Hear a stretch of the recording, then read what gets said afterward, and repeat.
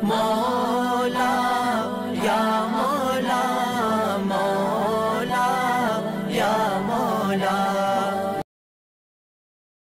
حضرت ابو بکر صدیق رضی اللہ تعالی عنہ کا نام نامی اسم گرامی عبداللہ ہے۔ آپ کی کنیت وصفی ابو بکر ہے اور آپ کے لقب دو مشہور ہیں، نمبر 1 عتیق اور نمبر 2 صدیق۔ عبداللہ نام کا مطلب اللہ کی عبادت کرنے والا، اور حضرت ابو بکر صدیق رضی اللہ تعالی عنہ کی زندگی اس پر گواہ ہے۔ آپ نے جب بھی سر جھکایا اللہ کے سامنے جھکایا، کبھی کسی غیر کے سامنے سر نہیں جھکایا۔ اگر کبھی آپ کو مجبور کیا بھی گیا تو آپ نے تب بھی کسی غیر اللہ کو سجدہ نہیں کیا۔ حالات ایسے پیدا کیے گئے کہ آپ کسی کے سامنے سر جھکیں، لیکن آپ نے زندگی بھر جب بھی پیشانی ٹیکی ہے اللہ کے سامنے، جب بھی سجدہ کیا ہے فقط اللہ کو۔ عبداللہ کا مطلب ہی یہ ہوتا ہے کہ جو صرف ایک کی عبادت کرے، در در پہ سر نہ چکے۔ سلطان المحدثین ملا علی قاری رحمہ اللہ نے مرقات شرح مشکات میں لکھا، حضرت ابو بکر صدیق رضی اللہ تعالی عنہ بچپن کی حالت میں ہیں۔ حضرت ابو بکر صدیق کے والد حضرت ابو قحافہ عثمان رضی اللہ تعالی عنہ آپ کو لے کر ایک عبادت گاہ میں لے گئے جہاں پر بت موجود تھے۔ حضرت ابو بکر صدیق سے کہا کہ یہ ہمارے خدا ہیں، آپ ان کی عبادت کیجئے، یہ ہماری بگڑی بناتے ہیں، ان کو سجدہ کیجئے۔ حضرت ابو بکر صدیق نے ایک بت سے خطاب کر کے فرمایا کہ مجھے کھانے کی ضرورت ہے، مجھے کھانا دیجئے۔ اس بت نے جواب نہیں دیا۔ فرمایا مجھے پینے کی ضرورت ہے، مجھے پانی دیجئے۔ اس نے تب بھی جواب نہیں دیا۔ فرمایا مجھے لباس کی ضرورت ہے، مجھے لباس دیجئے۔ اس نے تب بھی جواب نہیں دیا۔ فرماتے میں نے نیچے سے پتھر اٹھا کر اس بت سے خطاب کرتے ہوئے کہا، میں تمہیں پتھر مارنے لگا ہوں، اگر تو نفع اور نقصان کا مالک ہے تو اپنے آپ کو بچانا۔ میں نے پتھر مارا، بت کو جا کے لگا، میرے والد نے دیکھ دیا، بیٹا یہ کیا کر رہے ہو؟ کہا ابا جان آپ نے کہا یہ نفع نقصان کے مالک، بگڑی بنانے والے، ضرورتیں پوری کرنے والے، یہ مشکل کشا اور حاجت روا، میں نے ضرورتیں رکھی ہیں، اس نے پوری نہیں کی، میں نے پتھر مارا، اس نے اپنے آپ کو بچایا نہیں۔ والد نے غصے میں ابو بکر کے بازو کو پکڑا، لے کر حضرت ابو بکر کی والدہ کے پاس ہے، دیکھیے یہ کیا کرتا ہے، بتوں کی توہین کرتا ہے۔ حضرت ابو بکر کی والدہ نے پوچھا کہ آپ نے کیا کہا تھا؟ میں نے کہا تھا عبادت کیجئے۔ کہا یہ کبھی کسی غیر کی عبادت نہیں کرے گا۔ وجہ کیا ہے؟ کہا اس لیے کہ جب یہ پیدا ہونے لگا تھا آپ موجود نہیں تھے، اس کی ولادت پر جو آوازیں میں نے سنی ہیں وہ آوازیں آپ نے نہیں سنی، جو بشارتیں اور خوشخبریاں میں نے سنی وہ بشارتیں اور خوشخبریاں آپ نے نہیں سنی۔ ابو بکر صدیق کی ولادت کے وقت آسمان سے ملائکہ نے مجھے خوشخبری دیتے ہوئے کہا، یا امت اللہ بالتحقیق ابشری بالولد العتیق اسمہ فی السماء الصدیق لمحمد صاحب و رفیق۔ اے اللہ کی بندی تجھے مبارک ہو، اللہ پاک تجھے ایسا بیٹا دینے لگے ہیں، الولد العتیق، جسے اللہ جہنم سے آزاد فرمائیں گے، اسمہ فی السماء الصدیق، اس کا نام نامی اسم گرامی آسمان میں صدیق رکھا جائے گا، لمحمد صاحب و رفیق، اور وہ آخری نبی جناب محمد مصطفیٰ صلی اللہ علیہ وسلم کا صحابی اور رفیق بنے گا۔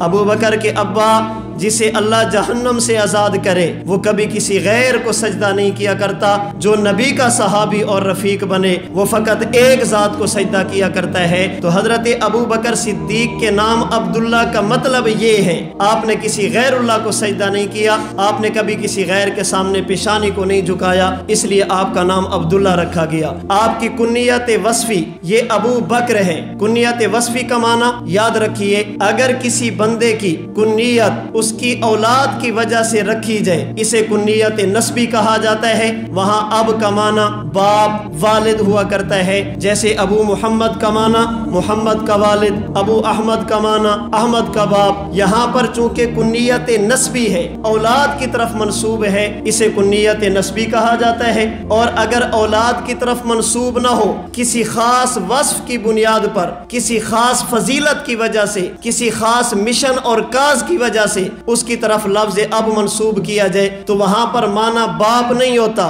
وہاں پر معنی والد نہیں ہوتا، وہاں اب کا معنی ہوتا ہے والا۔ جیسے بخاری کی روایت کے مطابق حضور نے کہا تھا قم ابا تراب، اے مٹی والے کھڑے ہو جائیے۔ حضرت علی کو حضور نے ابو تراب کہا۔ ابو تراب کا معنی مٹی کا باپ نہیں، مٹی والا۔ حضرت ابو ہریرہ کو حضور نے ابو ہریرہ کہا، اس کا معنی بلی کا باپ نہیں، اس کا معنی بلی والا۔ میرے اور آپ کے امام سید الفقہاء والمحدثین امام سواد اعظم تلمیذ صحابہ حضرت امام اعظم ابو حنیفہ نعمان بن ثابت رحمہ اللہ کو ابو حنیفہ کہا جاتا ہے۔ یہاں ابو حنیفہ کا معنی حنیفہ کا والد، حنیفہ کا باپ نہیں، یہ کنیت وصفی ہے۔ اس کا معنی دین حنیف کو لکھوانے والا، دین حنیف کو مرتب کروانے والا، دین حنیف کو ایک جگہ پہ اکٹھا کر کے امت کے حوالے کرنے والا۔ جیسے حضرت علی المرتضیٰ کی کنیت ابو تراب، یہ وصفی نہیں، یہ وصفی ہے، نسبی نہیں ہے۔ حضرت عبد الرحمن کی کنیت ابو ہریرہ، یہ وصفی ہے، نسبی نہیں۔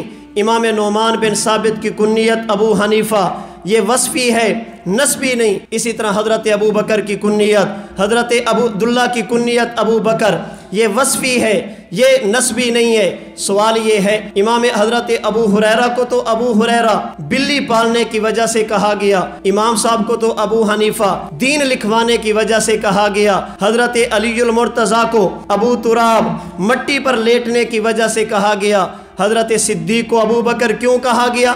صاحب سیرت حلبیہ نے سیرت حلبیہ کی دوسری جلد میں لکھا، فرماتے لِابْتِكَارِهِ الْخِصَالِ الْحَمِیدَةِ، اس لیے کہ دنیا کا کوئی بھی اچھا وصف تم دنیا میں تلاش کرو گے، ابو بکر اس میں تمہیں پہلے نمبر پہ نظر آئے گا۔ سب سے بہترین صفات میں اللہ کے نبی کے بعد جو آگے بڑھے، چونکہ اللہ کے نبی کے بعد سب سے پہلے بڑھنے والے حضرت صدیق اکبر ہیں، اس لیے آپ کو ابو بکر کہتے ہیں۔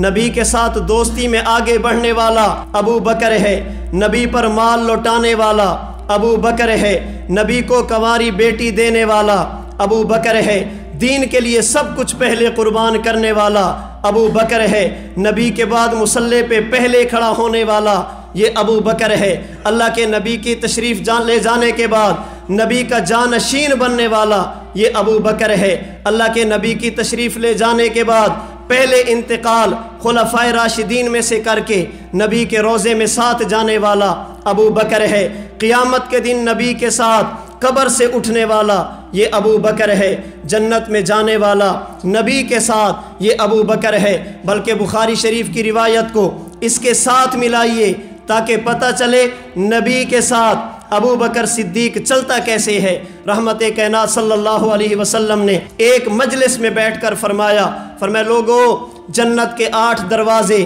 ایک سے نمازی، روزے دار، مجاہدین، الگ الگ لوگ جائیں گے۔ حضرت ابو بکر صدیق کھڑے ہوئے، یا رسول اللہ ایک بات پوچھنے لگا ہوں، پوچھنے کی وجہ صرف اور صرف اپنی محبت کا اظہار ہے۔ یا رسول اللہ اگر کسی مسلمان کو جنت میں تھوڑی سی بھی جگہ مل جائے اسے کسی اور چیز کی ضرورت نہیں، لیکن خواہش کی بنیاد پہ، معلومات کی بنیاد پہ پوچھنا چاہتا ہوں۔ آپ نے جنت کے دروازوں کا تذکرہ کیا، ان دروازوں سے گزرنے والے صحابہ کرام، مومنین، اہل ایمان کا تذکرہ فرمایا، الگ الگ دروازے ذکر کیے۔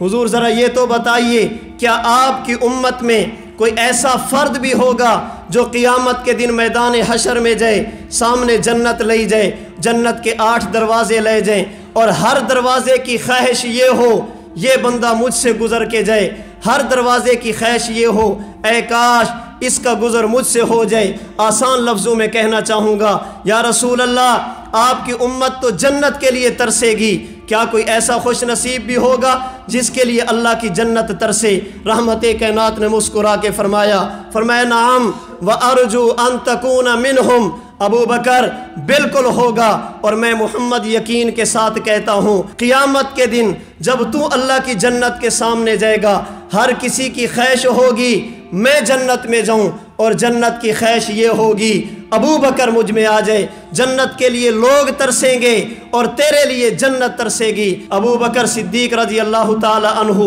نبی کے وہ صحابی جس طرح نبوت کے لیے قیامت کے دن جنت ترسے گی، اسی طرح ابو بکر صدیق کے لیے خدا کی جنت ترسے گی۔ صدیق اکبر تیری صداقت پہ کیسے کس کو کلام ہوگا کہ دونوں عالم میں بعد نبیوں کے اونچا تیرا مقام ہوگا۔ نبی کا روضہ ہے جس کا مدفن، رش کے عالم ہے جس کا مسکن، خدا کی جنت بھی جس کو ترسے وہ کتنا ذی احترام ہوگا۔